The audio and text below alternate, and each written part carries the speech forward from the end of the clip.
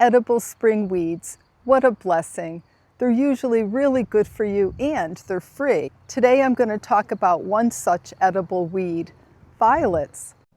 I'll talk about how to identify violets, their nutritional and medicinal properties, the parts used, as well as 13 ways to prepare them. They mainly enjoy a shady and damp environment, but honestly, I've also seen them thrive in full sun.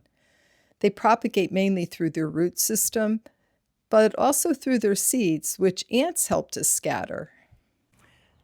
The flowers are pretty small, so if you don't look around your neighborhood, your yard, etc. closely, you may miss them.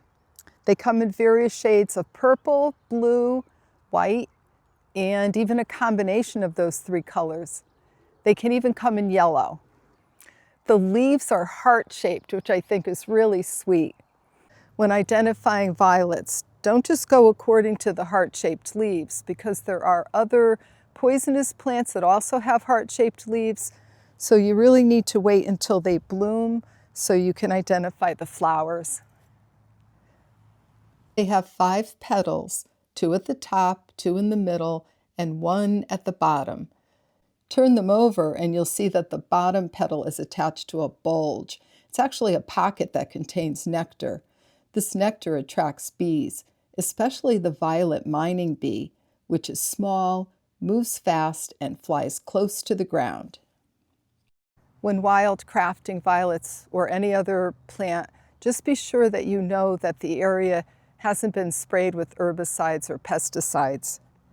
Some people go to great measures to eradicate violets from their lawn. I guess they don't know that these are really special gems. Apparently, there's a lot of vitamin C, especially in the leaves. According to the American Violet Society, a half a cup of violet leaves would have the same amount of vitamin C as 3 oranges. Violets also contain an impressive amount of vitamin A, calcium, and magnesium. It's an herb that gently cleanses the lymphatic system, and it grows in the spring, exactly when we need a cleansing tonic the most. It's a cooling and moistening plant, often used for a hot, dry cough, a hot, dry sore throat, and as an expectorant for dried mucus that needs to be moistened before expelling. It's also a vulnerary, meaning it's skin healing, and can be used in the making of skincare products. So as you can see, it's a not so shabby weed.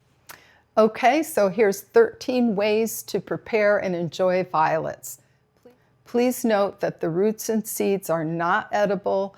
However, all aerial parts, meaning the flowers, the leaves, and even the stems, are fine to consume, as you'll see, in a variety of ways. Let's start out by talking about the violet leaves, the greens. They make a nice addition to a variety of salads. And just like dandelions and chickweed, they make themselves available in the springtime. All of these greens help to get the lymphatic system moving so it can spring clean the body. And because the greens have mucilage, you can add them to soups and stews and other dishes as a thickener. Similar to okra, it has that little bit of gooey substance that's released once it's heated. The mucilage is also what makes the greens so cooling and moistening. So here's an obvious use. As with all edible flowers, violets make a lovely garnish. And then there's violet vinegar, an infusion of the flowers into this medium. Add equal amounts of blossoms and vinegar into a jar. The darker the flowers and the lighter the vinegar, the more dramatic the results will be. Here I'm using rice vinegar.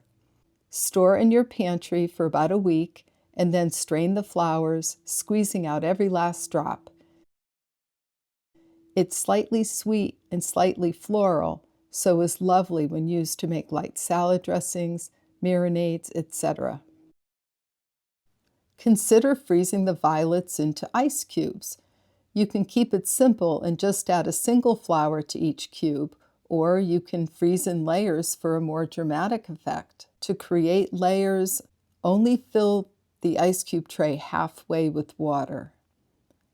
Then add your blossoms, freeze, and then repeat the process by adding more water and more blossoms. If your cubes tend to come out cloudy, it may help to use filtered or even distilled water. Aw, aren't they pretty? They make a lovely addition to fancy cold drinks and cocktails. Here, of course, I'm adding them to violet iced tea. When making these cubes, fresh or dried flowers work fine. You can add the greens and flowers to smoothies. My favorite berry smoothie includes frozen raspberry puree, frozen blueberries, a handful of greens, but in this case, a handful of violet flowers and a handful of greens, and then various berry powders, such as elderberry, wild bilberry, black currant, and more. I like to mix it up and alternate them. Oh, and pea protein powder. I blend it all up in my bullet blender and typically drink some before and then some after going to the gym. I made another video on how I make raspberry puree and then freeze it for this purpose, for making smoothies. I'll leave that link below. Violets make a colorful tea. If you want a really vibrant color, use a lot of the darker colored blossoms and then give it a good steep. What's interesting is if you add even just a drop of lemon juice, it'll turn this blue color pink. You can use either dried or fresh flowers. And of course, you can also make tea with the violet leaves, either fresh or dried. Both teas are pleasantly mild, with a hint of sweetness, a hint of citrus, and I find that the leaf tea has a little bit of that spring green flavor. Both the leaves and the flowers dry quickly, either in a dehydrator on the lowest setting, or I've even dried them on paper towels. Because violets have a cleansing effect on the lymphatic system, another way to use the tea is to, brew quite a bit of it so that you can soak a clean cloth into the tea, wring it out, and then you can apply it to swollen glands, especially around the neck area. Violet tea can even be used as an eye wash for irritated eyes. Just make sure that you strain it really well. I would use some sort of fabric to strain it, like a good cheesecloth or a muslin bag. You don't want to put any particles in your eye, especially if they're already irritated. But if you can strain it really well, of course you cool it to room temperature, it makes an effective eye wash. You can create a violet oxymel, which is a tonic made with herbal vinegar and honey.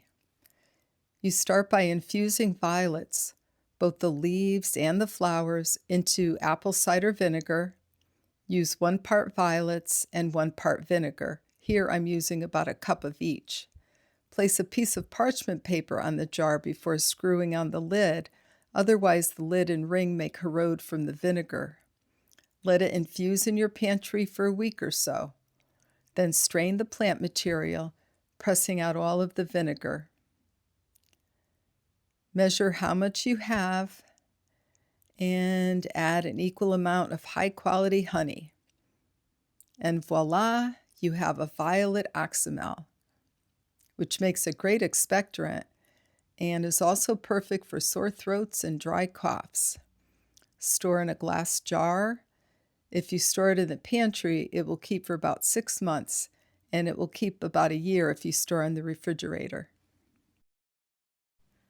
You can also make a violet cough syrup for that hot, dry cough. This process is similar to making an oxymel, except you start by making a strong tea instead of infusing vinegar. Again, use both the leaves and the flowers. Brew the tea fairly strong and steep well, then strain, squeezing out all of the liquid. Measure and again add an equal amount of honey. Stir well and pour into a glass jar. It'll last for a couple of weeks if you keep it in the refrigerator. In case you were wondering, both the syrup and the oxymel taste great. Both the flowers and the leaves can also be infused in oil to be used topically. Violets are especially good for dry, hot skin conditions. To make any infused oil, you need to use dried plant material, otherwise it could mold. Fill a mason jar with the dried violet flowers and leaves, then cover with oil. I prefer to use a 50-50 blend of high-quality virgin olive oil and grapeseed oil. High-quality olive oil contains a high concentration of antioxidants. It contains vitamins E and K, squalene, and fatty acids, all great for the skin. It also contains antimicrobial properties, which help keep the oil from spoiling. The grapeseed oil is nice because it helps the olive oil absorb easily into the skin. When infusing herbs into oil, you want to put the jar in a sunny window for about a month. That way, the plant material, in this case the violet, will have a chance to really infuse well into the oil. Then strain out the plant material, pour into a bottle, and then either use as is or as a base for other skincare products. Speaking of which, that's number 13, my 13th way to use sweet violet. You can take the violet-infused oil and use it as the base for making other skincare products such as herbal creams, balms, and salves. I plan on doing a couple of videos soon that shows step-by-step how it's done. All right, so those are my 13 ways to use sweet violets. If you use them in a different way than I've talked about today, then please leave a comment below.